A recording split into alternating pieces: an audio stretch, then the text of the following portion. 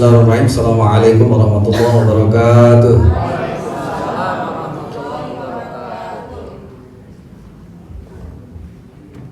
Nasi uduk, nasi lemak, pakai salam, pakai sere. Yang duduk mah banyak bunda itu, tapi jawab salam macan KB. Daun salam kue opak. Para bunda terkasih, kalau menjawab salam teh harus goreng opak dina bulan. Ibu-ibu ngejawab salam belum kompak sing goreng dina bulan teh aya bambu rangai. Ibu-ibu ngahareuleng sing goreng arek lebaran harga-harga udah jelas ya, beas naik, sebentar lagi bensin naik, bapak-bapak ya kenceng ibu-ibu. Baik, kita ulangi ya. Assalamualaikum warahmatullahi wabarakatuh. Bismillah, alhamdulillah, salatu wassalamu ala rasulillah wa alihi wasahbihi wa mawala, la hawla wa la quwwata illa billah wa ba'du. Ilahi anta maqsudi ridhaka matlubi a'tini mahabbataka wa ma'rifataka Allahumma faqihni fid dini wa alimni hikmata wa ta'wila. Amin ya Allah ya rabbal alamin. Allahumma dzakirna bi dzikri minhu ma nasina wa 'allimna bi dzikri minhu ma jahilna. Rabbana ftah bainana wa baina qaumina bil haqqi wa anta khairul fatihin. Allahumma taqabbal wudu'ana wa sholatana wa siyamana wa qiyamana wa ruku'ana wa sujudana wa du'ana wa takhusyu'ana wa la tadrib bidha wujuhana ya ilhal alamin. Allahumma innaka afuwun tuhibbul afwa fa'fu anna.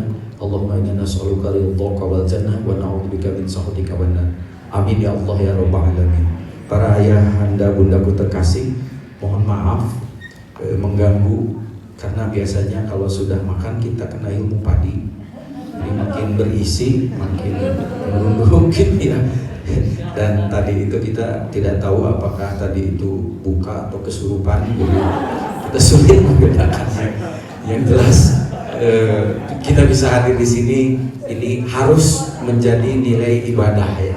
Saya diamanahi oleh panitia untuk memberikan materi dengan judul yang rada aneh-aneh ini. Ngaji diri, kok ngaji diri ya gitu.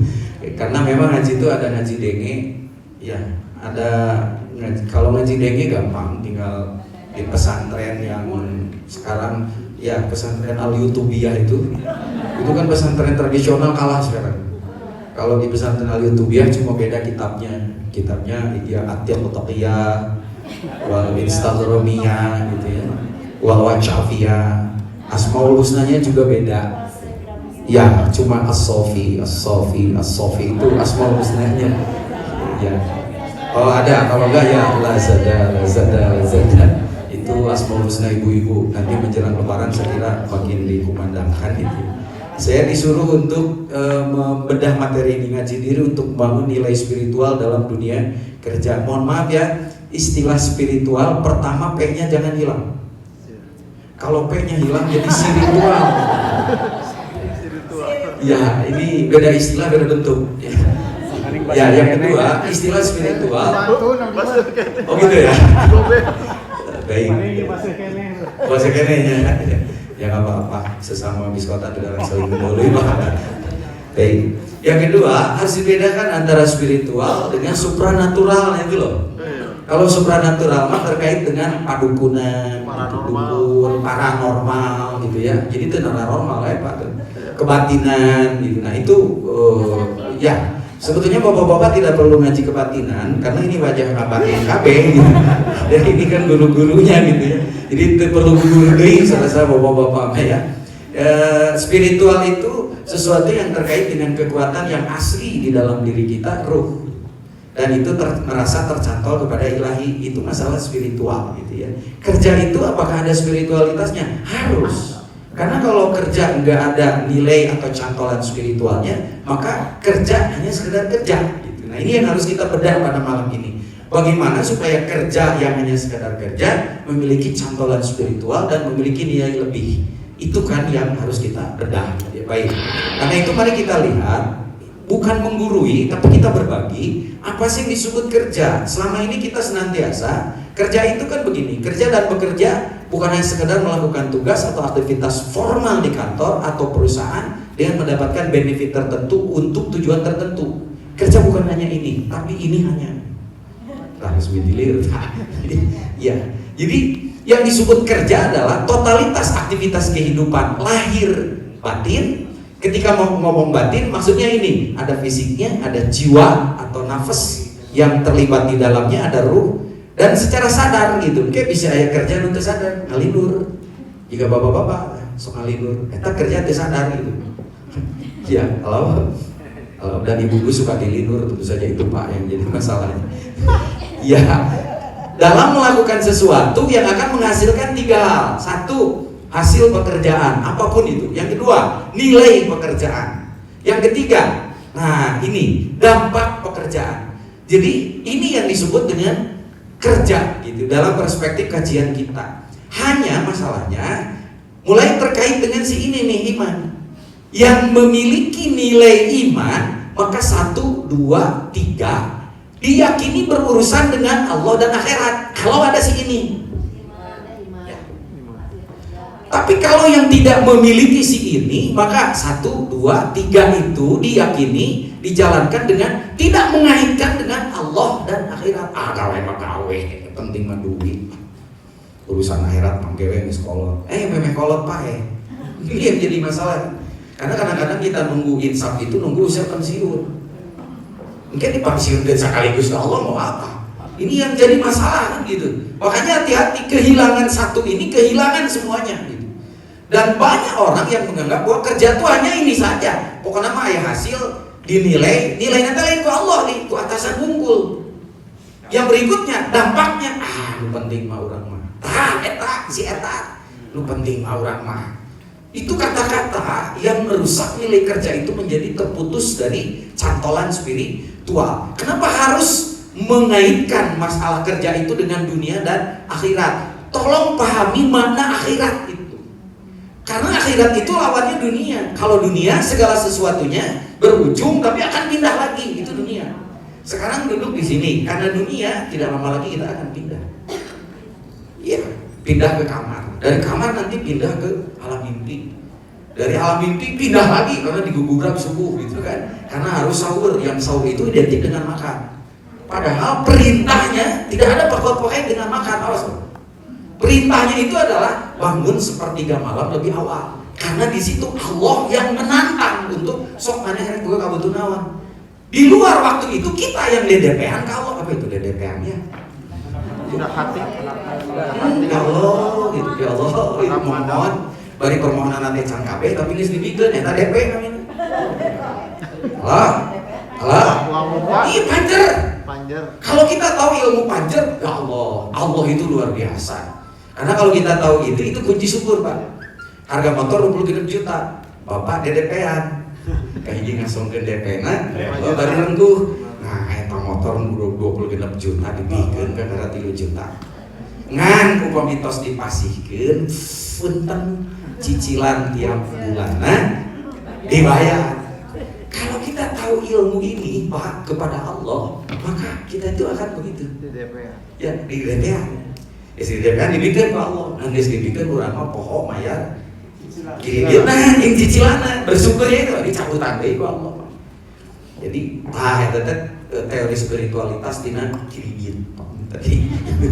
Kalau baik, apa itu akhirat? Akhirat ujung yang tidak pindah lagi, Yang abadi. Iya, kalau sudah sampai di situ nggak pindah lagi. Tapi yang namanya dunia pasti pindah. Akhirnya pejabat bisa jadi isukan penjahat. Sekarang kita itu ke masjid itu kan mohon maaf susah Pak. Tapi karena di dunia, insya Allah nanti bapak-bapak akan diantar ke masjid rame-rame bahkan. Halo, dan pakai pasaran gitu. Makanya yang tidak senang ke masjid, insya Allah kayak diaturkan. Apa gini rumah orang turun gadget ibu-ibu. Bisi lu tara rasa masjid itu sama kios. Maka hati-hati nih, kerja ini jangan sampai hanya di sini saja orientasinya, tapi harus sampai ke sini nih, ke ujung yang tidak akan pernah pindah lagi, itulah akhir. Sedangkan perpindahan tempat konsekuensinya perpindahan bekal. Di Indonesia yang berharga itu Rp, rupiah, pindah ke Singapura. Apa yang berharga di Indonesia? Belum tentu. Bahkan Rp aja sekarang Itu yang paling berharga. Makanya yang punya gelar RD itu sudah mulai tidak laku. Jadi D-nya harus dipindah jadi RD. Tapi pindah lagi ke Eropa, lain lagi Pak. Itu baru pindah tempat di sini. Apalagi tos di sini tak aya ujungna bawa pada kali kemana deui. Nah makanya pikirkan, ada bekal yang memang kalau kita sudah sampai di sana kita nggak pindah-pindah lagi. Itu bagaimana kalau kita kehabisan kuota? Sebelum sampai ke akhirat, baru sampai di alam kubur kita sudah kehabisan kuota. Ada peta kasaha di alam kubur. Pernah nampi WA di kuburan? Pernah ngirim WA, ngirim itu apa ke kuburan? Tidak pernah Pak. Ini adalah pemikiran-pemikiran yang terkait dengan kerja. Karena itu kerja perspektif spiritual Quran, kata yang digunakan biasanya amal. Amal, bukan amal, tapi pakai ain, amal. Ya. Nah, ada beberapa kata yang ketika dikaitkan dengan istilah amal, ini yang menyertainya. Biasanya kerja dikaitkan sebagai amal itu terkait dengan al-kasbu, kasab. Kamana? Dengan kasab. Kasab itu ternyata ini pendapatan, upah, benefit. Ada lagi sakhara. Sakhara itu untuk mempekerjakan atau menggunakan. Ini kannya murah jika nama tadi kan. Terus al-ajru atau balasan atau penghargaan. Tapi ada kata amal yang berarti kerja juga dikaitkan dengan intiloa fadlullah. Dengan demikian maka kata amal ini, mohon maaf, spiritualitasnya atau spiritualitas kerja dengan kata amal itu memiliki berbagai efek dimensional. Maka kalau ada yang memahami bahwa kerja itu hanya dengan upah, benefit, mendapatkan penghargaan, keliru. Karena di dalam Quran kata kerja itu memiliki dimensi yang lain. Pertanyaannya kan ini Pak, nanti nilai pekerjaan itu ada yang begini, ada yang benar menurut nilai aturan tertentu. Kayak pokok fakihna jeung akhirat, pokok fakihna jeung Allah. Pokoknya mah benar, itulah pekerjaan kita. Tapi benarnya itu menurut aturan tertentu. Ada lagi yang tidak benar menurut nilai aturan tertentu. Nilai ini tergantung kepada orangnya. Maka kan nanti ada orang yang memiliki nilai sifatnya itu pragmatis. Pragmatis mah, nu penting aya manfaat aya keur urang. Nu eueuh mah kenapa? Ada lagi yang utilitarian. Kalau yang utilitarian, nu penting nyenangkeun ka urang, karasa ka urang. Eta bener, cek urang. Ya, ada yang begitu. Ya, mungkin kita seperti itu. Nah, jika ada nilai pekerjaan yang 1-2, biasanya apakah yang dihasilkannya amal baik atau buruk, maka itu biasanya dimensinya dunia saja. Capek teu metu, tenaga beak, umur beak, tapi nilai pekerjaannya hanya untuk dunia saja, karena dia menganggap bahwa pekerjaan itu hanya untuk kepentingan dunia. Inilah faham yang secara tidak langsung adalah faham yang meniadakan akhirat. Disebutnya paham apa itu? Ada lagi istilahnya? Jujur lebih cepat menyelesaikan masalah. Sekuler, betul. Sekuler. Jadi sekuler mah dunia, akhirat. Masing-masing urusanna. Kunaon we cek gawe? Cek gawe kada ka pamarentah eta mah. Terus cek menang duit, di menang duitin hasil gawe cek. Allah tadi bawa, urusan haram tadi bawa. Jadi sekuler itu dari kata saikulum. Saikulum itu hanya untuk dunia saja. Tapi orangnya beragama, Pak. Kenapa dia bisa begitu? Masalah nilai yang mewarnai aturan dia yang dia pakai adalah itu satu. Nanti ada pekerjaan yang begini, benar menurut aturan syariat dan Allah suka. Nah, ada pekerjaan yang tidak hanya sampai di situ. Pekerjaan yang sesuai aturan syariat, Allah suka, maka pekerjaan ini di dalam Al-Quran disebut dengan pekerjaan yang solih. Biasanya kalau nulisnya pakai A, salih gitu. Kalau saya merubah ejaan itu, kenapa? Karena Pak Baliut mungkin pas ngaji Yasin kanyahoan bapak-bapak, berarti macan teh tina laten. Goiril maktubi kan jadi goiril makdelubi. Alaihim walad lalim. Luatir masalah ki urang itu bisa maca Arab deh ya. Pas harita tahlilan, maca Yasin, celengkeung teh sorangan, ya asin. Si bapak gitu. Si goreng teh lamun panjang teh wah ana teh gitu. Ya. Makanya mohon maaf ya guru saya, mudah-mudahan jadi guru bapak-bapak, beliau khusus mencetak Al-Qur'an yang Allahnya itu tidak Allah. Pakai Allah, Rasulullah. Sampai lamun Allah, sarua we dina kitab seken mah gitu. Kita dikira deh la ilaha illallah, la ilaha illallah, la ilaha illallah gitu ya. Kenapa bisa begitu ya? Karena dulu ada kerjasama SKB 3 menteri. Muncullah transliterasi itu ngarusak teh. Model idgham jadi idgham gitu. Kol-kolah jadi kal-kalah dirasok. Ya, Quran gitu ya. Jadi banyak lah. Nah nanti kalau pekerjaannya sesuai aturan, Allah suka, biasanya disebut dengan pekerjaan yang soleh. Itu sebab maka muncul istilah amal. Amal ini kerja, soleh itu adalah pekerjaannya itu sesuai ini dan Allah juga suka. Nilainya itu pasti hasanah. Makanya Quran suka mengatakan Rabbana atina fid dunya hasanah wa fil akhirati hasanah. Nilai itu yang harus dibawa dalam kerja kita. Kalau enggak, kerja hanya sekadar kerja, tidak menghasilkan sesuatu yang soleh. Nanti ada yang lawannya, tidak benar menurut aturan syariat, jeung Allah tersuka, maka dia namanya bukan amal soleh, tapi amal su, yang jamaknya itu adalah sayyi'at. Amalnya pasti amal salah. Ya, ada amal soleh, ada amal salah. Amal itu kerja, jadi kerja soleh dan kerja salah. Supaya apa? Lebar ku umur urang teh geus kolot. Makanya tong sadarius teh Pak. Tere kolot. Kan ilmu teh cuma 2. Awet kolot jeung awet marah. Mata duka bapak-bapak kokoloteun duka mengoraeun sing apal we cirina. Baik. Dilanjut. Nah, aturan syariat ini di dalam Al-Qur'an disebut istilah silmi. Makanya ayatnya seperti ini. Ya ayyuhalladzina amanu, hei yang merasa memiliki iman. Ayo itu gablek iman mah kan wae. Udhulu fi silmi kafah.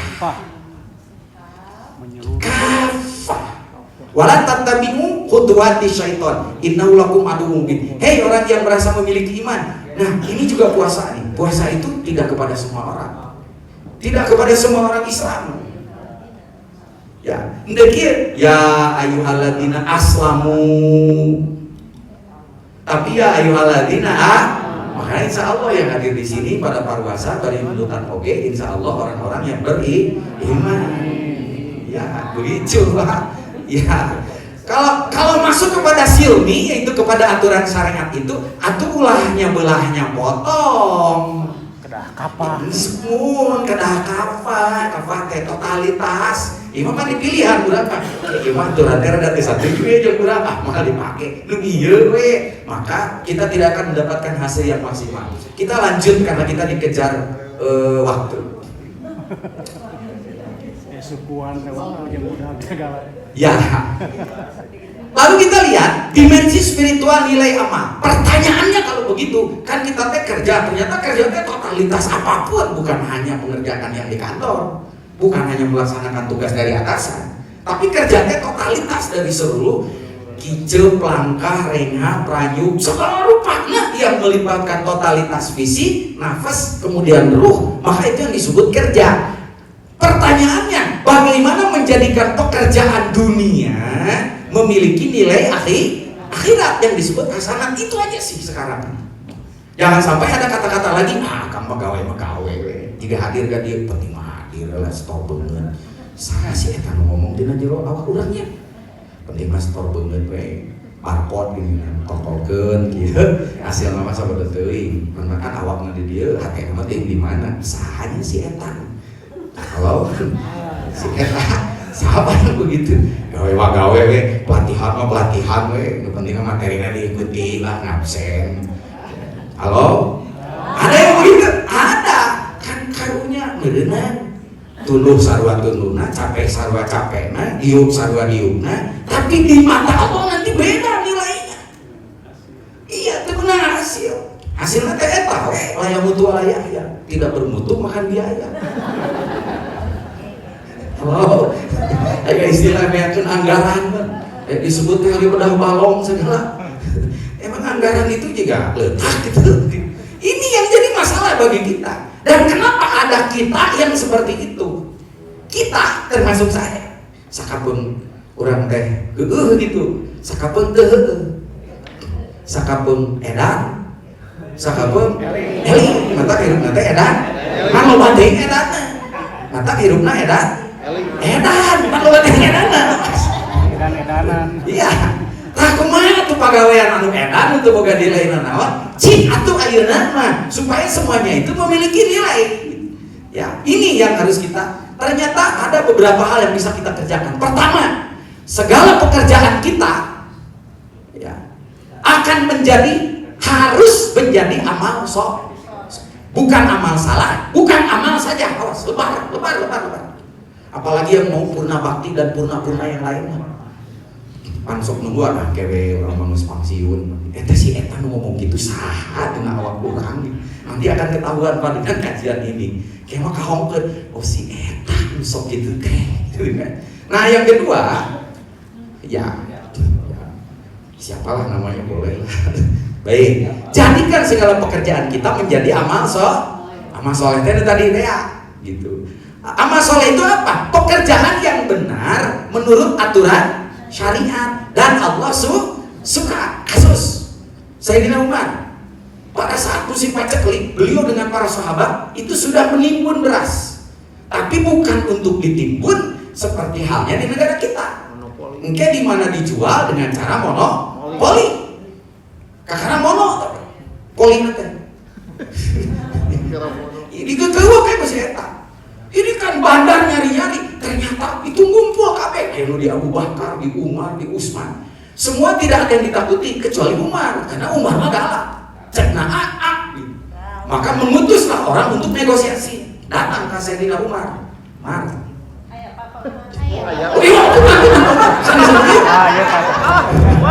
Wih, Pak Umar tegas. Tegas Pak Umar mah, upami di luar. Mun balik ka imam untuk orang hebat gitu nih. Bapak ibu juga di luar mah juga galak, juga meong. Balik ka imam jadi ucing. Karena meong ibu. Itu Sayyidina Umar itu didatangin Pak sama tengkulak beras itu. Dan katanya kamu menimbun, iya. Berapa harga tertinggi sekarang? Kamu menimbun, tahu. Boleh, kalau begitu aku bayar 2 kali lipat. Mohon. 3. Mohon. 4 mah. Mohon. Opat itu harga yang tertinggi. Mual yang dibeli deh. Cek saha Sayyidina Umar. Aya nu dibeli 7 kali lipat. Edan itu sih. Saha datang we aya. Barang siapa yang jual belinya dengan Allah, maka Allah melipat gandakan 7 kali lipat. Tah ieu mereka belinya. Sok mana rek naon deui? Nyalain mesi eta. Kenapa? Karena dia ini. Makanya mulai sekarang pekerjaan kita, apakah sebagai pengawas atau yang diawasi? Yang mengawasinya ibu-ibu. Pak, di mana? Ini ngajawab nanti di HP keginian anu sara awewe teh. Si Veronica datang ka ibu Pak Umar dicarekan. Kanyawan si ayeuna mah. Selingkuhan mana teh teh si Veronica. Padahal eta mah ai teh. Ai. Saya tidak tahu ya kalau KUA nanti menyediakan ai. Jika nama ibu-ibu diceraikan kabeh mending nyopot ai ya Pak. Nah, ada terewel sih eta mah itu nya geulis deui Pak. Nya terewel. Yo segala bisa. Cenah. Iya. Iya, semua pakai ai. Ai di Sunda mah ai, terus diulah. Baik. Begitu kita ingin mencapai nomor 2 ini, ada pertanyaan yang harus selalu. Ini untungnya luar biasa, tapi Allah resepten itu. Ya, Allah suka enggak? Dulu tidak pernah kita begitu. Pokoknya mau main hajar weh. Kenapa? Allah kan bisa istighfar. Allah kan bisa taubat. Beres berbuat salah, ini umroh hidupnya Pak. Padahal yang umroh datang hari itu gitu. kukurilingan unggul. Iya. Ya jadi yang terjadi kan seperti itu gitu. Jadi ini yang tidak ada kan. Allah suka enggak itu Pak yang tertinggal. Ya, makanya nomor 2 itu nol. Nomor 3, niatkan bahwa seluruh totalitas pekerjaan kita niatnya adalah ibadah. Nanti kita akan tahu apa itu ibadah. Dasarnya apa? Iman. Kalau iman, engkau ikhlas datang dengan sendirinya. Apa itu ibadah? Ibadah itu adalah konsepsi untuk menjadikan segala pekerjaan dunia punya nilai akhirat. Ibadah teh. Makanya ada ibadah sebagai ritual, ada ibadah sebagai praktikal. Di ibadah sebagai praktikal satu yang penting terkait dengan akhirat itu pasti ibadah. Maka seri lupa kuat pakai imajin akhirat ibadah. Ya, sedekah misalnya. Ya, senyum itu karena sedekah, maka banyak yang ketika koropak amal lewat seri. Ya ada sedekah seri. Sedekah itu siri gitu kan. Iya, pokoknya ibadah itu ini Pak, apapun konsepsinya terkait dengan akhirat. Sedangkan iman adalah keyakinan yang memberikan dorongan kuat dari jiwa untuk menjadikan segala aktivitas itu bernilai solih. Keyakinan yang memberikan dorongan kuat dari jiwa, tolong di garis bawahi kata jiwa ini.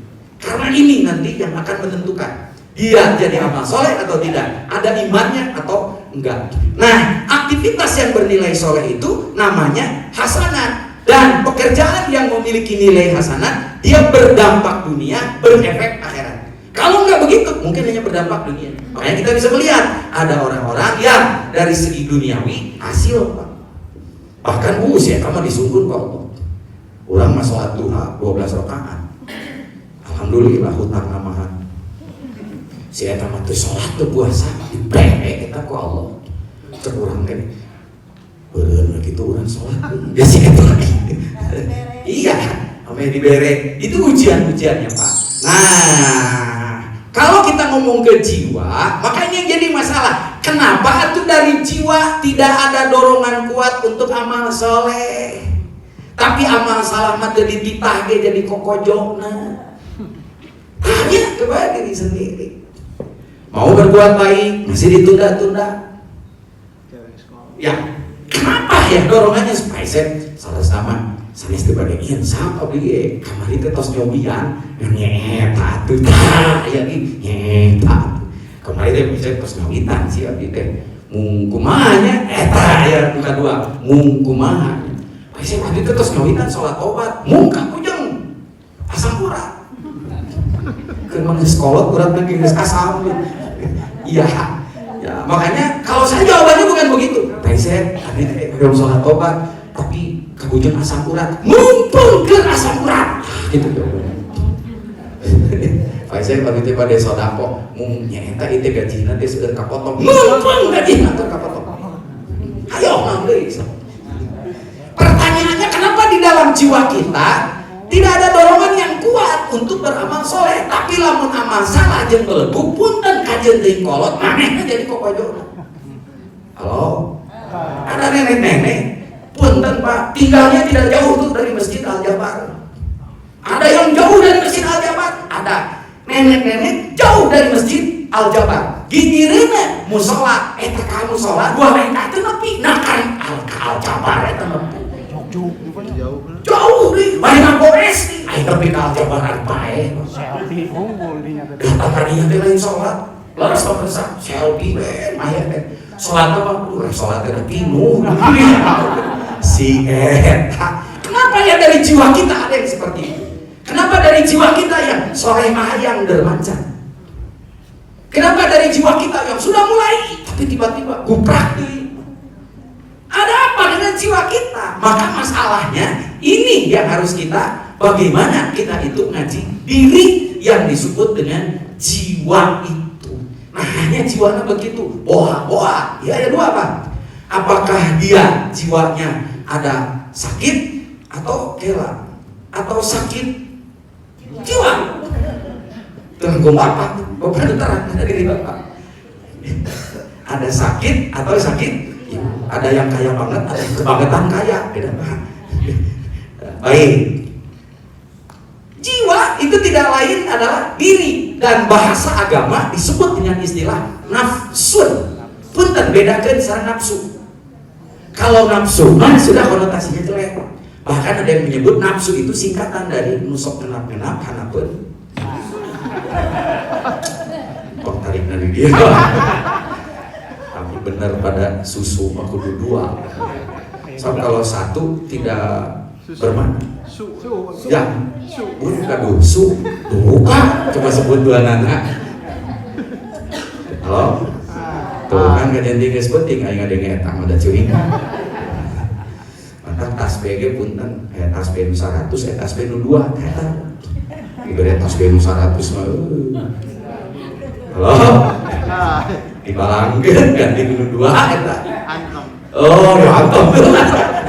Seru mah saya diantar. Beda merasa diri dana. Eta mah ya kaliri ya ibu ya kaliri. Ieu ngawirina balik kieu. Tapi ke ibu-ibu nanya, "Pak Sen, hari bapak-bapak gaduh tas B2 disebutna tas B jendil. Hari ibu gaduh teu, ibu gaduh tas B 2 sagede sih dijame eta. Eta kamari di Cicaman lato-lato Pak. Teu harti kume.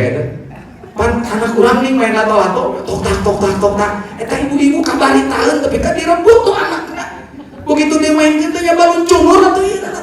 Eta lato-lato bapana diangkat. Padahal mun lato-lato eta dimainkeun mah jadi amal soleh. Berefek akhirat gitu Pak. Dan tidak akan melukai itu kan. Bahkan tuh kan bahagia. Ngakurkeun sapi nu saya mau kan jahit doang buat jahit. Iya. Baik, mari kita kembali ke jalan yang benar ya. Karena ternyata gila itu menular. Hati-hati ya, gila itu menular. Baik. Jadi jiwa itu tidak lain daripada nafas. Kenapa kita tidak bisa memahami dari tekanan dorongan jiwa kita yang ketika mau berbuat amal soleh itu kok tidak kuat? Karena kita belum tahu hakikat diri atau hakikat nafas. Makanya kudu ngaji. Eta sebetulnya mengaji diri itu. Bisi mun teu sakit jiwa, jiwanya ada penyakitnya. Bapak tinggal geser-geser eta we. Bapak nu mana kan gitu. Baik. Nah, diri itu kenapa harus dikaji? Karena diri pusat perubahan. Diri pusat dorongan. Diri pusat gerak. Diri itulah yang disebut dengan pribadi. Diri itu ya. Karena itu maka hati-hati. Misalnya ada ayat yang begini, innallaha la yughayyiru ma biqaumin hatta yughayyiru ma bi anfusihim.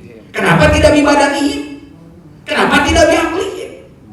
Mungkin ayatnya innallaha la yughayyiru ma biqaumin hatta yughayyiru ma biaqlihim, berarti pusat ngarobah teh dina akal.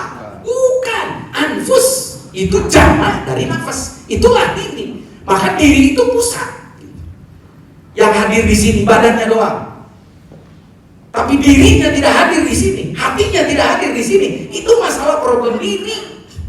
Yang tadi ya penting orang mas itu diri itu masalahnya. Maka penting ngaji diri itu. Bahkan ternyata mohon maaf, diri ini adalah jalan untuk mengenal. Man arafa nafsahu faqad arafa. Barang siapa yang tidak mengenal dirinya, dia tidak mengenal Allah. Tapi ngomong sama Allah. Siapa ngomong dia pakai tajwid itu. Assalamualaikum. Sehat. Ya sehat. Iya. Ya Allah. Ketika astagfirullah. Subhanallah. Ya Allah. Astagfirullah. Demi Allah. Bagaimana gitu kan saya tahu nih. Ya sok tahu aja tentang Allah. Kenapa? Karena diri nanti jangan kena. Diri mana yang suka jadi penari topeng? Ketika di kantor dia pasang topeng sebagai karyawan yang taat. Keluar dirinya ganti topeng. Sebagai ayah yang taat. Keluar dirinya ganti deui. Disebut penari topeng lain, tapi topengnya loba. Itu diri bapak yang mana? Sakapung edan, sakapung eling. Tadi jadi dua topengnya. Ya, jadi ini jangan main-main dengan masalah diri itu. Nanti kerja juga begitu. Ada yang bernilai, ada yang tidak. Tergantung tentang kondisi dirinya. Maka kalau tidak ngaji diri, dia Kalau sudah tidak tahu diri mah ya Allah rarasaan teh. Rarasaan dipakai nanti gerak, bukan kesadaran. Rarasaan teh sebenarnya isep ternyata dirinya tah. Baik. Nah, maka tujuan ngaji diri itu supaya tahu paling tidak ini. Kalau sudah sadar diri, waduh lumayan. Dan ngaji diri itu ternyata perintah dari Al-Quran dan Al-Hadis. Pertanyaannya, diri yang mana? Nah, pada kajero, kan hanya kau disebutkan gitu. Iya, tapi kan gak dilakukan itu. Diriku, dirimu, diri gila-gila. Cinta. Lagu ya Allah ya Rahman. Diri atau nafas atau jiwa tidak sama dengan nafsu gitu. Kalau nafsu itu sudah konotasinya buruk. Tapi kalau nafas menurut konsep agama beda. Jadi bukan hanya terkait dengan nafsu, karena nafsu hanya bagian dari nafas. Baik, nafsu dalam sehari-hari berarti potensi yang buruk. Makanya ketik-ketik tong pakai nafsu tuh minimal tong pakai urat tuh ngomong dah. Emang kudu pakai selang tuh kudu pakai urat itu. Nah, maka nafas atau diri menurut Quran itu memiliki dua dorongan. Lihat Quran surat Asy-Syams ayat 7 sampai 11. Wa nafsiu wa ma sawwa fa'alhamaha fujuraha wa taqwaha. Terhadap setiap jiwa Allah, setiap jiwa manusia Allah berikan dua dorongan yang disebut dengan ilham fujur dan ilham takwa. Itu yang ada di dalam nafas. Maka setiap nafas itu ada dorongan baiknya, ada dorongan buruknya. Dorongan baik dari nafas disebut ilham takwa. Dorongan buruk dari nafas disebutnya ilham fujur. Itu ada di kita semua tanpa kecuali Nabi karena sudah dibersihkan. Kalau kita mah ada itu. Nah, ini yang membuat tadi edan, eling, sakapun edan, oh berarti ilham fujur. Nah gampang atuh ngabedakeunna. Apa isep dorongan ilham fujur? Eta we nu di pikiran bujur. Aduh deui, utak detik kadinya, kalahan leuling korosak gubrak kadinya. Bujur deui, cek misalnya teh, sebenarnya urang mah teu butuh kana bujur mah, naon? Kana tatanggana.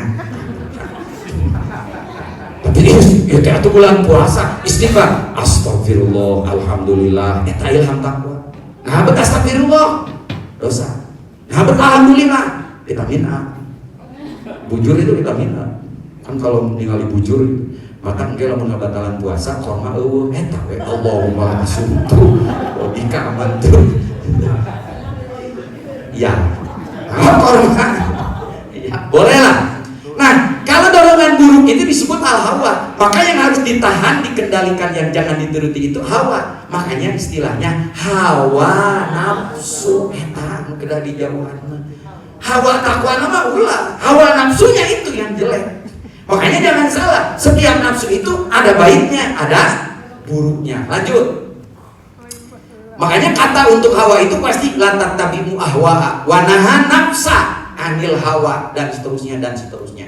Nah, dikenal istilah konsep tazkiyatun nafsi. Tazkiyatun nafsi itu bagaimana? Membersihkan nafas di tazkiyat itu dibersihkan dari ininya nih. Supaya nanti yang tumbuh itu yang ini.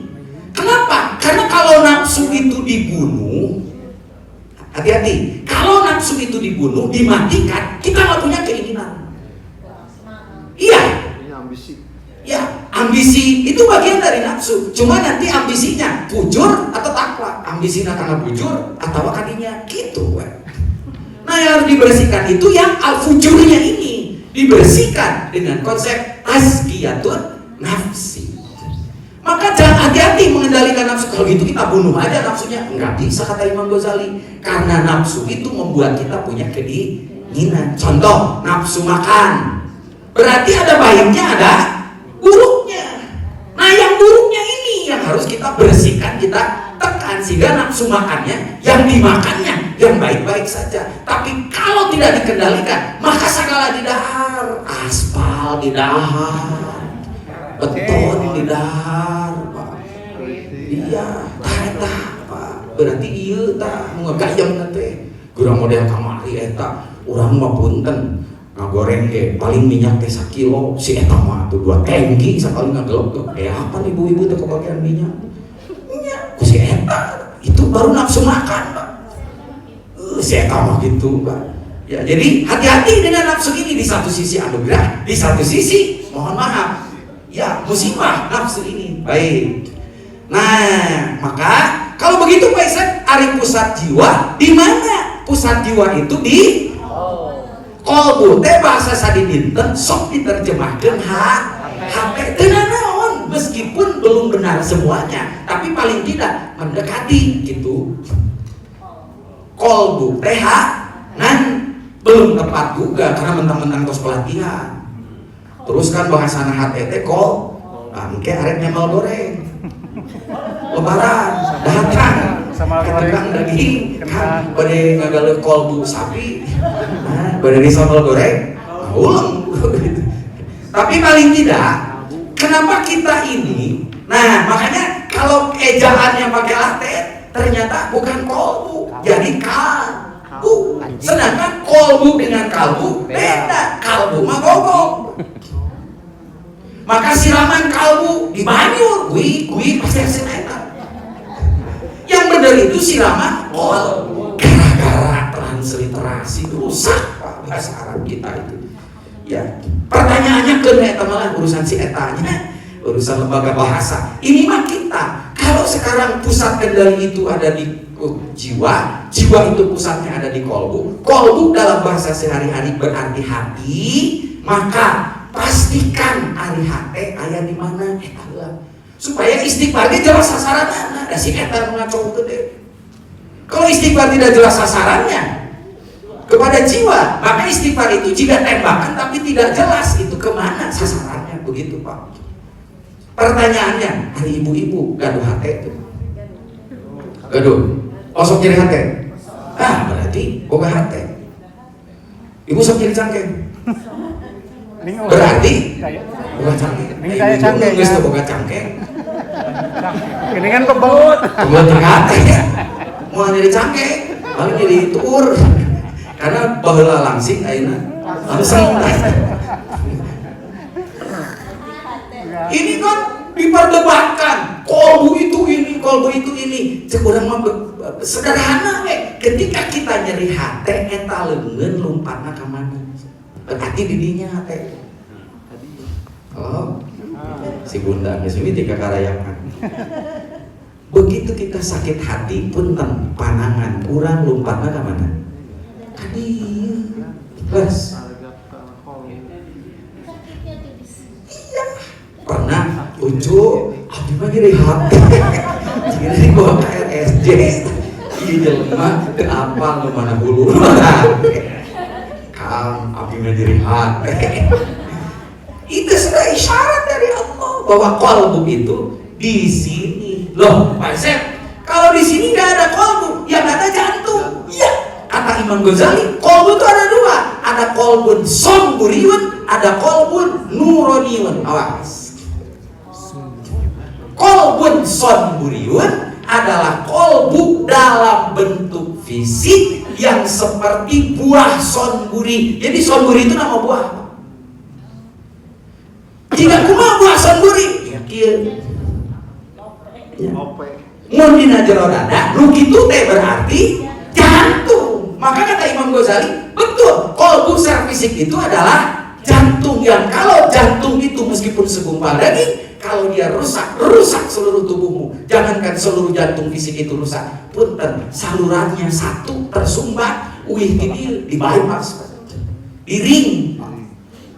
Tapi apakah itu yang dimaksud kolbu? Yang di situ tempat bersemayamnya jiwa-jiwa itu? Bukan. Di dalamnya itu kalau bisa dibuka, ya portalnya, rahasianya ada yang dalam bentuk cahaya. Ini yang disebut dengan kolbun nuroniyun. Dua-duanya kita kenal. Satu kolbun sonburiyun, hati sanubari. Dua kolbun nuroniyun, hati nurani. Ya, sanubari itu dari sonburiun. Ya, maka hati-hati kalau pusat jiwa itu kolbu, ini yang harus kita mantapkan dulu. kolbu itu ada di mana, dan kolbu yang mana nanti yang harus kita treatment, di mana penyakit-penyakit yang kotor dari jiwa itu bisa dihongkeun ku urang. Asal apal kantong, apal kantong punten. Mau bisa asup Pak. Matak dongeng doang. Kayak tazkiyatun nafsi. Konsepnya iya, prakteknya. Ilmu ini malam ini akan saya turunkan, akan saya ijazahkan insya Allah. Kalau itu sudah terbuka, mohon maaf Pak, ilmu mahal gitu. Wanitiro, untung aja dengan pelatihan gitu. Kenapa? Iraha deui bisi telat Bapak, lamun Bapak teu bisa muka eta, engke moal apa jalan balik. Dah balik ke Allah, lain ku awak, lain ku bakat, ku naon, ku kolbu. Nu nyambung ka Allah, kolbu. Ibadah kolbuna teu kabawa, ieu kieu bapak-bapak di dieu mah hadir, da hatena ting di mana. Lamun hatena kotor, engke rohani nate moal meunang energi. Mun rohani nate meunang energi nu jajan awakna hungkul, tapi rohani mah funten. Letoy. Maka resepna teh kana ilham pujur we. Nah, ada bebedah si eta, rohani mah ngek karena tidak tersuplai makanannya. Maka disebut santapan ruhani, karena berpikir enggak hari santapan jasmani itu mereka dihitung tadi dia. Yo sayur sakieu, loba teh nah aduh itu ayam puding euy. Kayak harulan ieu ajarak-ajarakan heula balik deui ka dinya. Ruhanimu ngek-ngekan. Halo.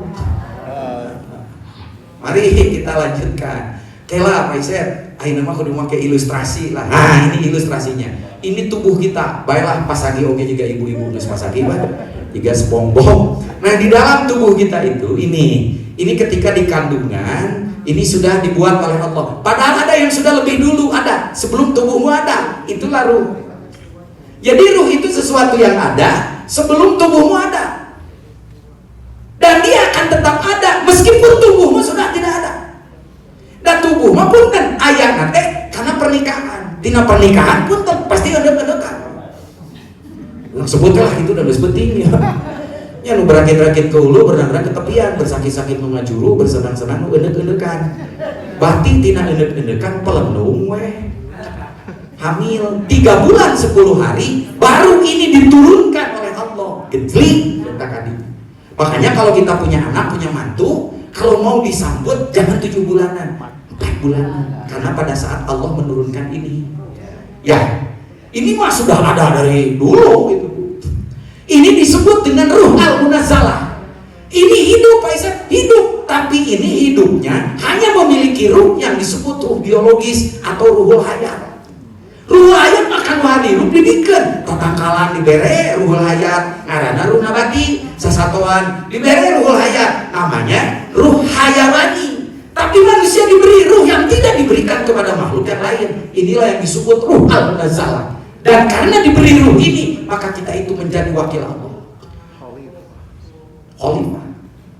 Karena ini, Pak, makanya saririkeun ka urang teh eta teh.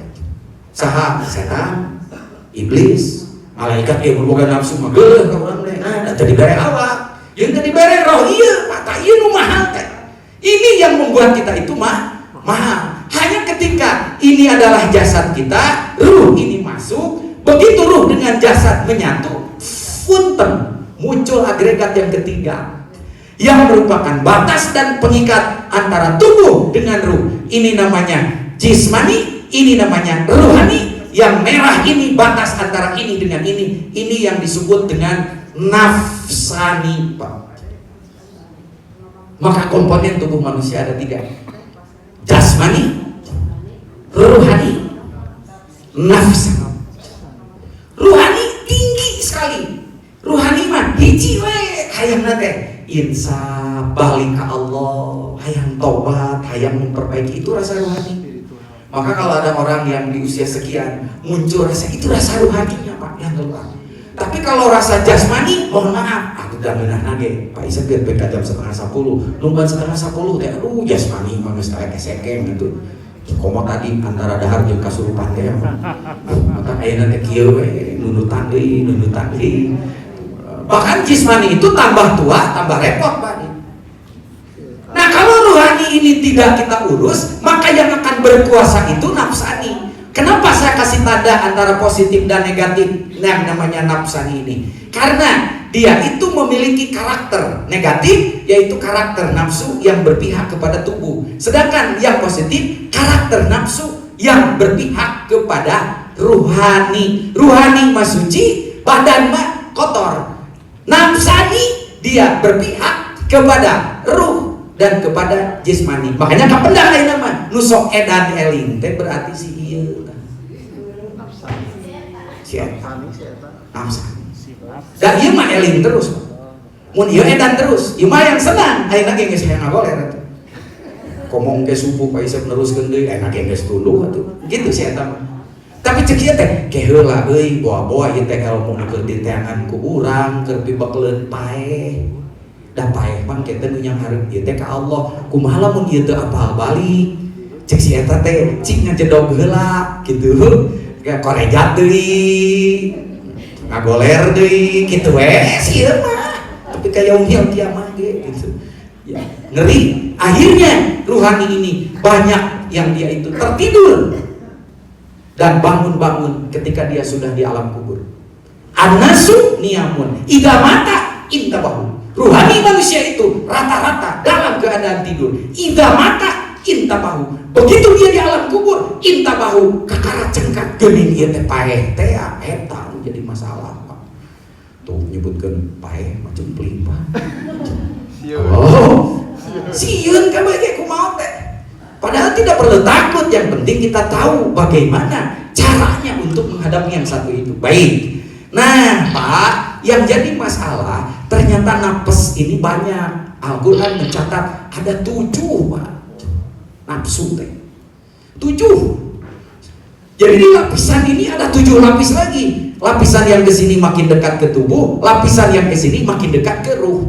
Wilayah ini yang merah ini disebut dengan kolbu. Jadi kolbu itu satu wilayah yang di situ tempat bolak-balik antara ilham fujur, ilham takwa, ilham fujur, ilham takwa, edan eling itu. Tapi nanti ada jiwa yang paling suci yang merupakan pintu ke alam ruh. Disinilah kita mengenal yang 2 itu tadi.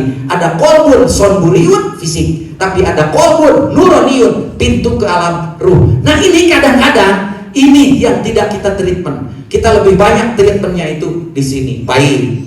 Nah ilustrasinya kayak begini Pak. Kalau ini ada botol aqua, alhamdulillah saya tidak diberi botol-botol acan Pak. Jadi garing di tadinya. Dah gitu hari awak mah geninganan kurang cair di korok teh garing. Ulah rumaosan arios. Saya masuk ke canak. Iya, tubuh mah gitu. Tubuh mah gitu. Kalau saya menggunakan kekuatan fisik, goler karena saya baru pulang dirawat. Tapi kalau pakai kekuatan rohani, saya mata rasa atau rohani mah. Karena rohani itu percikan ilahi. Mempercikan ilahi memiliki sifat-sifat keilahian. La taquduhu sinatun wala naum. Nah, ieu kan nyalingan jiwa, jadi aya jiwa anu empati, baru lompatan mandangan kencang. Ceureuh mah sing eling teh awal. Ceramah teh atuh ngomong teh. Kalau karena ada jiwanya seperti itu. Kalau jiwanya juragan susah Pak.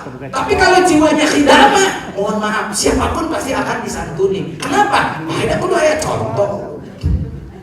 Jiwa kita itu yang mana? Tanya ke diri sendiri. Bapak itu kan jiwanya juragan. Kemana-mana pratentang pratenteng.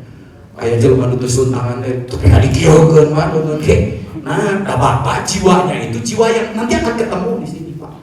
Jiwa kita itu jiwa apa? Mungkin jiwa binatang bisa jadi, Pak. Baik, mari kita lihat nih. Nah, kalau diibaratkan di dalam tubuh itu kita itu begini. Ini botol aqua, ini tubuh kita Pak. Di dalam tubuh itu ada yang bening di dalam botol ini. Inilah air. Ini diibaratkan roh. Dan botol ini berharga karena ada ini Pak. Karena ada yang bening itu. Ya, karena ada roh. Cung. Nu gaduh caroge dari dia tapi nampai dari imah ieu. Nu caroge nang sekolah. Halo. Aku Mual betus, mual.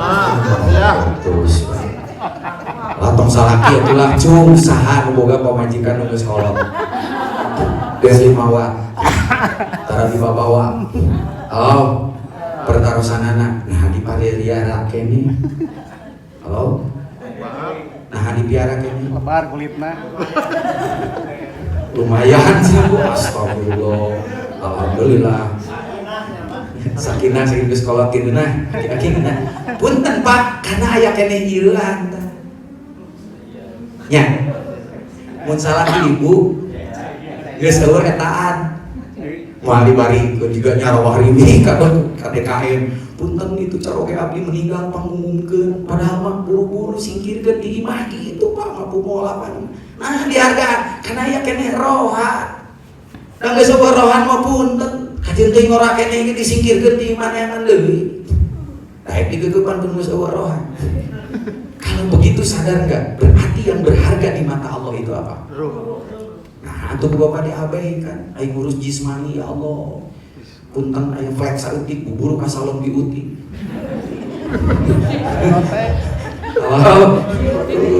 Tapi kan juga kinclong banget teh.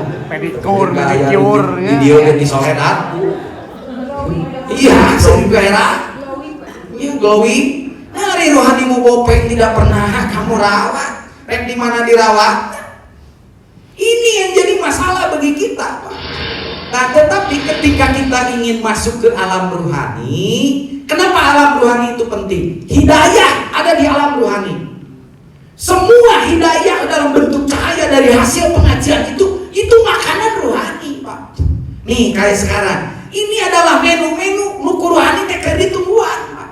Ieu cek ruhani teh kadaharan aing mah sabenerna nu kieu. Lain ukur pelatihan, lain ukur ngeusian eta, ngeusian itu lain ieu cek ruhani teh nu ditungguan teh. Hanya ketika ini mau masuk, dia nggak bisa karena harus melalui tutup botol. Tutup botol inilah yang disebut dengan kolbu. Selagi kolbunya belum dibersihkan dari berbagai kotoran nafsani yang tadi, maka apapun hidayah itu tidak akan pernah masuk kepada ruhani. Itu sebabnya ketika kita ngaji, ketika kita beramal soleh, persis seperti air di dalam taras, celak gorolong, di dieu mah juga nya apa rek saroleh 7 rekah di dieu edan deui eta asup eta eta pentingna ngaji diri, ngaji kolbu bersihan heula Pak ieu nya engke teh lus ruhanina teh jaga, lus ruhanina teh jaga. Kalau ruhaninya itu maksimal, mohon maaf, kekuatan ruhani ini tidak terbatas.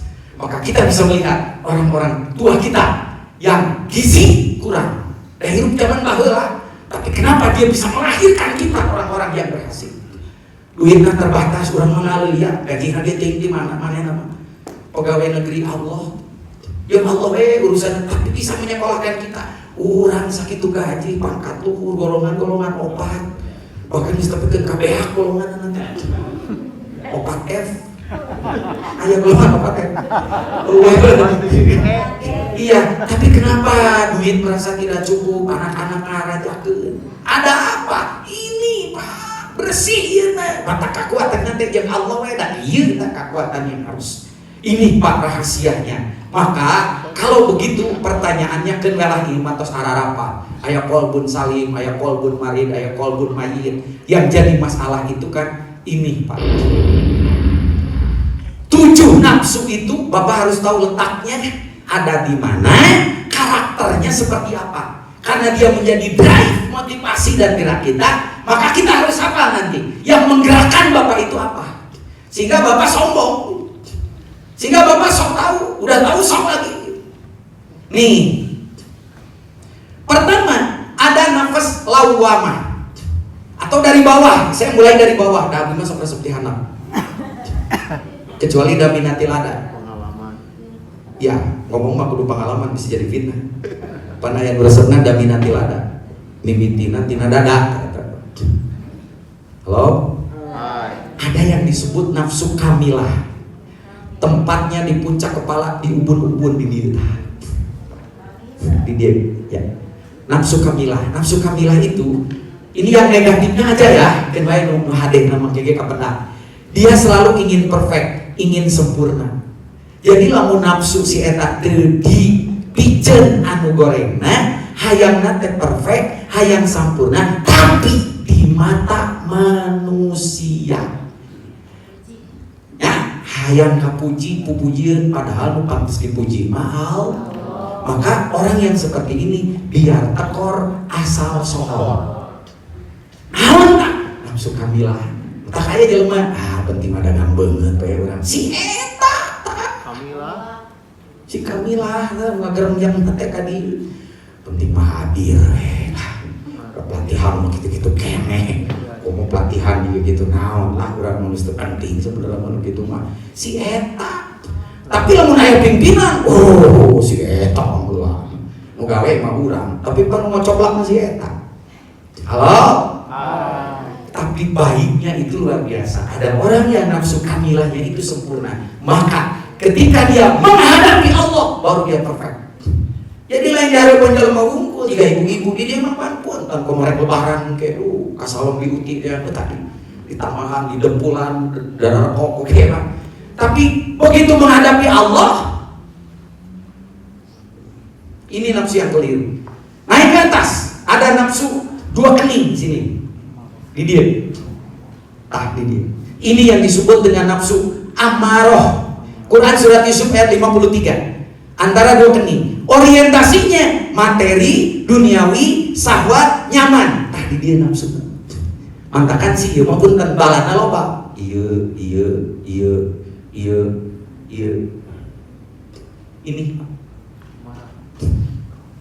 Ini yang negatifnya. Maka jangan kaget kalau ada orang yang orientasinya duit, dunia, kedudukan, harta. Berarti si ieu nya kajeun teh geus kolot seutil karena urusan dunia. Berarti si eta.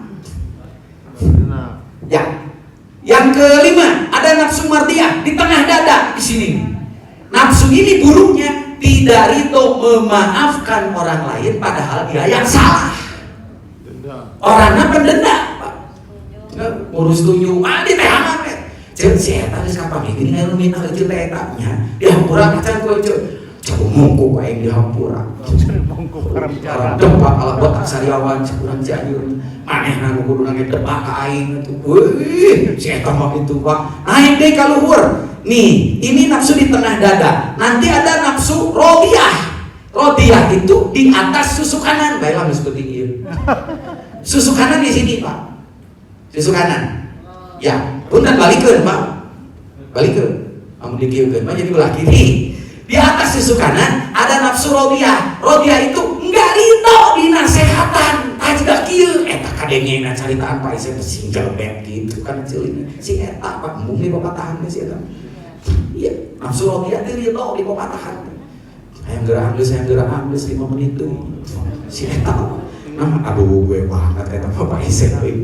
Si eta kalongkeun belah dieu cicingna. Engke aya nafsu rada naik saeutik ka dieu tah mutmainnah di atas susu kiri belah dieu. Pak Isep kan mutmainnah mah nafsu yang bagus. Nu hadena, nu gorengna. Ya. Kumaha jiga nafsu mutmainnah? Jiga soleh padahal belegu, tampang ajengan padahal bajingan. Punten jaket jadi jaket atuh geus eta. Halo. Ngomong make tajir jiga nya mamatahan ka batur. Teu nyaho jerona mah orowedol. Apa itu orowedol ya? Iya. Iya. Nah, nanti ada lagi di bawah susu kanan. Ini yang disebut dengan nafsu sawiyah. Sawiyah itu sok pintar. Makanya hadir di dia, tapi tadi didengekan ya umurna teh nah. Begitu aing ge tukang pematahan. Si eta. Halo? Terakhir ada nafsu lawamah di bawah susu sebelah kiri di sini. Lawamah dari kata alaum, pekerjaannya mencela. Bapak memboga atasan, nafsu lawamahna teu dibersihan, maka teu pernah bener urang gawe jeung si eta. Ieu salah. Salah we terus saburung. Nya juga pemajikan bapak. Nya disalahkeun bae itu bapak teh. Milu pelatihan salah. Cicing di masjid salah, salat bae salah, teu salat salah. Aing kudu kumaha. Itu Pak. Nah, nafsu-nafsu ini awas, kamilah, amarah, mardiyah, rodiyah, mutmainnah, sawiyah, lawamah, itulah yang menggerakkan. Kalau itu tidak dibersihkan, mohon maaf, maka yang ada itu yang akan menguasai. Terutama 3, amarah, lawamah, sawiyah. Amarah, lawamah, sawiyah. Itu nafsu kebinatangan. Kalau itu tidak disempurnakan, mohon maaf, maka ketika ruhani kita mau pulang, teu bisa dipuntangan ku si eta mata sakarat mane punten tapi kemudian mencelik hese keluar nyawa teh. Kenapa dipuntangan ku eta? Karena si eta mah dia tidak ingin untuk akhirat, yang ada dunia saja. Kalau itu tidak dibersihkan, mau dibersihkan pakai apa? Untung ayat hadis. Ini ujung kuliah kita pada malam ini. Likulli shay'in shaqalah wa shaqalatul qalbi dzikrullah. Segala sesuatu ada alat pembersihnya, pembersih kolbu yang di dalam itu ada 7 nafsu dan ayani iwalti dzikrullah. Mungkin mangeunah Pak, mungkin mangeunah likulli shay'in shaqalah wa shaqalatul qalbi arrinso. Benar. Segala sesuatu adalah pembersihnya. Pembersih hati nu kotor wae, sakitu geus kolot setil kene karena urusan dunia iraha rek insafna, makin kolot makin belikan, makin kolot makin gede hulu, padahal huluna geus sagede kitu barang geus meona. Kunaon bisa gitu? Itu kotoran-kotoran itu bersihkan. Apa pembersihnya? Likulli shay'in shaqalah wa shaqalatul qalbi dzikrullah. Dalam hadis yang lain, innal quluba la tasda'u kama yasda'u bihil hadid. Segala sesuatu itu punten bisa jadi berkarat. Qalbu kita bisa berkarat. Wajilahuha dzikrullah. Untuk membersihkan karat qalbu ternyata enggak ada lagi kecuali dzikrullah. Paisa apa itu dzikir? Apapun yang membuat ruh kita tercantol kepada Allah. Asal pantoknya dibersihkan adalah pantau ruhani apa? Kolbu, berarti pembersih kolbu itu adalah zikrullah. Apa itu zikrullah? Apapun yang membuat kita ingat kepada Allah. Tetapi hadis berdasarkan ayat Al-Quran disebut afdhalu dzikri fa'lam annahu la ilaha eta rajana dikirkeun ngabersihan hati urang nu bang gerak-geras teh. Eta. Itu Pak yang mahal itu. Maka sekarang zikrullah yang intinya kalimatnya la ilaha illallah itu ternyata kalimat terakhir yang ketika kita meninggal itu yang harus dibawa. Bapak gak pangkat mana, tapi ketika meninggal yang dibawa la ilaha. Di sini ada seorang hafid, dia hafal Quran, tapi begitu sakaratul maut lakinu mautakum bila ilaha. Kalau mati tidak membawa kalimat itu di ujung nafasnya, dijamin dia tidak akan bisa masuk surga. Karena jawabannya jelas, man kana akhiru kalamihi la ilaha dakhalal. Kalau ada itu otomatis, maka jannah ini Allah berikan dari mulai di dunia sampai juga di akhirat. Paisep, dah bikin osok dikir la ilaha illallah. Sumuun Pak, dikir yang mana? Ternyata dikirnya satu berijazah. Eta ngeset kenging ijazah dikirna Pak. Da la ilaha illallah mah beoge tiasaeun. Laras kitu. Sok Bapak boga pelet teu diijazahan teu matu. Moal banget tuh. Ini ijazah la ilaha illallahnya. Maka dengan ijazah ini harus punya yang mengijazahkan. Itulah mursyid. Mursyid itu siapa? Guru ruhani khusus. Jadi kalau Bapak sudah punya mursyid, maka ruhani Bapak itu ada juragannya yang akan bertanggung jawab tentang ruhani Bapak dari mulai keluar dari tubuh sampai nanti dihadapkan ke hadirat ilahi. Harus bermursyid. Yang ketiga harus bermetode. Dari dikir itu bermetode mangan ukur dongeng. Insya Allah di ujung ini saya ijazahkan tata caranya. Nih begini Pak caranya. Kalimah la ilaha illallah untuk membersihkan 7 titik nafsu itu. Saya sambil duduk di sini. Ya, dibagi 3. Perhatikan di sini. 1 kalimah la itu ditarik dari bawah udel 2 jari, ditarik melalui perut, ditarik melalui tengah dada. Nih, ditariknya dari bawah udel 2 jari, tarik ke tengah dada dengan kalimah la sampai di sini. Kenapa harus dari bawah udel melewati perut? Siapa tahu di perut orang pernah nyangsang barang haram. Kita nggak tahu cara membersihkannya. Hanya ini yang bisa membersihkannya. Kenapa harus ditarik ke atas? Karena selama ini ya tubuh kita lebih banyak ditarik kepada nafsu syahwat. Anu 2,5 ons teh di dia. lato-lato tadi. Ya, ini ditarik ke atas, lah membersihkan wilayah perut. Kemudian ke tengah dada, nafsu yang tadi yang suka dendam itu naik lagi ke sini, membersihkan mulut, membersihkan hidung, membersihkan nafsu yang ada di antara dua kening sampai kepada puncak yang disebut dengan nafsu kamilah tadi, dibersihkan dengan kalimat la ilaha, diturunkan supaya melewati dua titik ini di dada sebelah kanan. Illallah ditarik ke sebelah kiri, lapan Allahnya simpen di tempat di jantung kita supaya kalimat ini tidak keluar lagi dari situ. Maka gerakan rahasianya kan seperti ini. La ilaha illallah.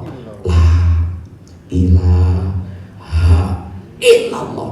Tanamkan itu. Menanamkan ini disebut dengan istilah talqin. Maka talqin itu ada tiga. Ada talqin orang sudah meninggal, telat Pak. Ada talqin ketika sakaratul maut, itu juga telat. Kita memasukkan kalimat ini dari sejak kita hidup supaya kalimat ini ada di dalam kolbu kita. La ilaha illallah. Tanamkan 3 kali. Setelah 3 kali, Bapak cukup seperti riwayat dari Sayyidina Ali dari Anas bin Malik. La ilaha illallah. La ilaha illallah. La ilaha illallah. Itu zikir yang dicontohkan oleh para sahabat, tetapi zikirnya berijazah. Bapak dapat ijazah, dapat dari mana? Dari saya. Dari siapa? Dari guru rohani kita. Siapa guru rohani kita? Syekh Muhammad Abdul Ghaus Saifullah Al-Maslul. Dari siapa Abah Haus dapat? Dari Abah Anom, Syekh Abdullah Mubarak bin Nur Muhammad. Dari Abah Sepuh, dari Syekh Tolha, dari Syekh Ahmad Khotib Ibnu Abdul Ghaffar As-Sambasi. Terus naik ke atas sampai ke Syekh Sahabaruddin, sampai ke Syekh Abdul Qadir Jailani, naik terus ke atas sampai ke Sayyidina Ali, sampai ke Abu Bakar, sampai kepada Rasulullah. Ini rahasia yang diajarkan. Dan dengan zikir ini, mohon maaf, para sahabat yang dulu sholat belum ada, puasa belum ada, dengan apa? Dosa masa lalu mereka dihapus. Kalau bukan dengan ini, orang membuat puasa 1 tahun sekali, bahwa ini benar buat itu. Tapi dengan kalimat la ilaha illallah itu, jangan berpikir lagi dosa masa lalu. Sungguh akan saya uraikan jaminan-jaminannya orang yang pegang ini. La ilaha illallah, la ilaha illallah, la ilaha. Gerakannya sebetulnya tadi la ilaha illallah, la ilaha illallah. Kenapa harus gerakannya melewati titik-titik yang tadi? Karena disitulah sarang nafsu-nafsu buruk itu. Ini praktek dari ilmu yang mahal yang disebut tazkiyatun nafsi, yaitu menyucikan nafsu-nafsu kita yang buruknya sehingga yang tumbuh yang baiknya. Itu satu. Yang kedua, Pak Sep, kapan itu? Setelah sholat melatihnya. Bagaimana kalau sehari-hari? Jangan khawatir, karena ada inti dari kalimat itu, yaitu kalimat Allahu Allah, Allahu Allah, Allahu Allah. Bagaimana caranya? Tinggal tundukkan kepala, serongkan ke kiri, pikiran yang suka kemana-mana, mohon maaf sekarang mulai dicantolkan kepada kolbu jantung kita.